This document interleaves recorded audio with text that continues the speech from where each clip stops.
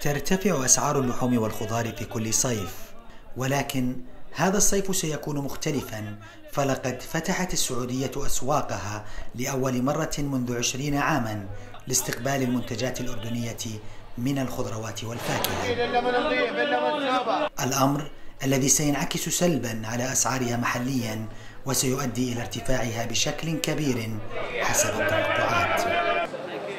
إذا على مستوى كل بطاطا ب60 قرش، كل باذنجان بنص ليرة، وين المواطن بده ياكله؟ وين بده يشرب المواطن؟ هو ضمة ماكدونالدز حق 20 قرش ربع ليرة، كل راتب الموظف ب 300 ليرة، يعني ب5 شهر الموظف قاعد بيشحت.